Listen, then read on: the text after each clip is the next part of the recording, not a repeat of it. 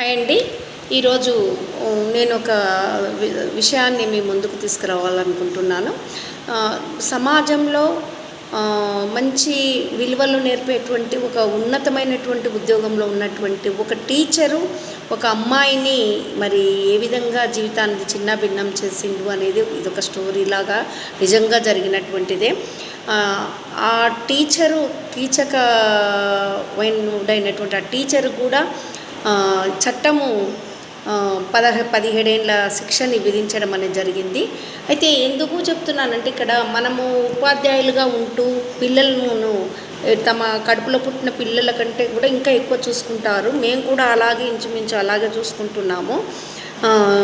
ఇక్కడ ఏమంటే మరి ఒక ఉపాధ్యాయుడు మధుకర్ అంతైనా మరి ఎక్కడికంటే హన్మకొండ ప్రాంతానికి చెందినటువంటి మధుకర్ అన్నతైన పెద్దపల్లి జిల్లా కాల్వ శ్రీరాంపురం మండలంలో ఒక గ్రామంలో ఇంగ్లీష్ ఉపాధ్యాయునిగా పనిచేస్తున్నాడు.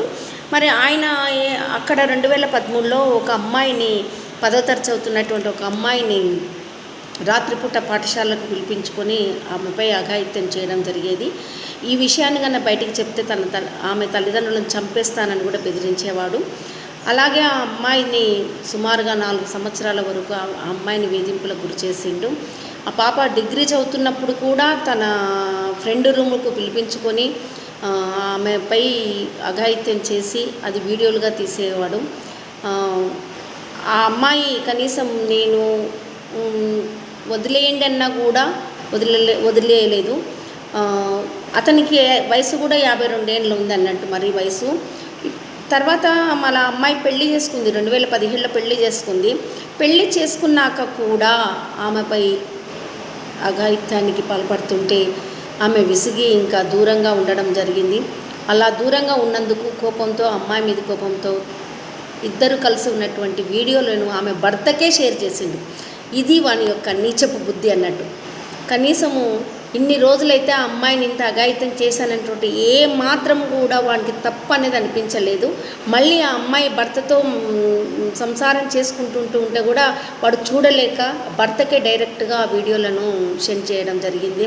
ఆ భర్త ఆ వీడియోలను చూసి ఇంకా ఆమెను వదిలేయడం, విడాకులు ఇవ్వడం, డైవోర్స్ ఇవ్వడం అనేది జరిగింది. ఇట్టి పరిస్థితులలో ఆమె ఇంకా తట్టుకోలేక ఇంకా విధిలేని పరిస్థితులలో ఆమె పోలీస్ స్టేషన్కి వెళ్ళి కంప్లైంట్ ఇవ్వడం. మరి ఆ తర్వాత ఇప్పుడు ఆ కీచకునికి శిక్ష విధించి 17 ఏళ్ళు శిక్ష విధించడము, 1.5 లక్షల మరి ఏది ఫైన్ కట్టమని చెప్పి చేయడం అనేది జరిగింది.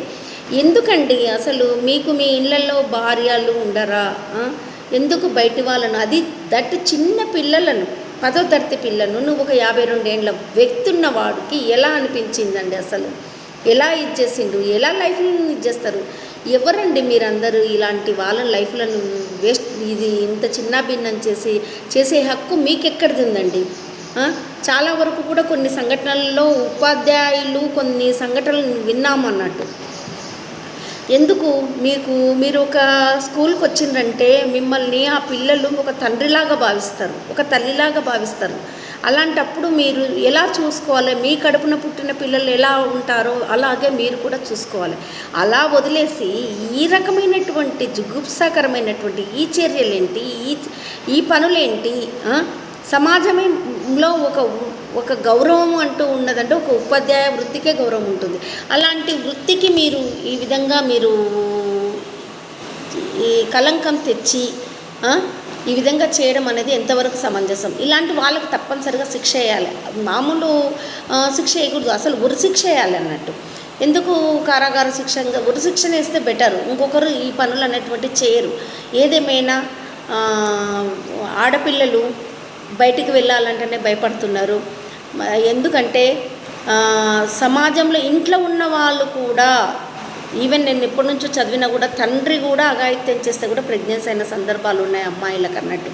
తండ్రిని నమ్మాలనా, తల్లిని నమ్మాలనా, తండ్రిని నమ్మాలనా, అన్నని నమ్మాలనా, మళ్ళీ బావలను నమ్మాలనా, అక్క భర్తలను నమ్మాలనా, మేనమామలు నమ్మాలనా, చిన్నాన్నలు నమ్మాలనా, బయటికి వెళ్తే సొసైటీలో ఉన్నటువంటి ఈ మగజాతిని నమ్మాలన్నా ఎవరిని నమ్మి ఆడది నిలబడగలుగుతుందండి ఈ సమాజంలో?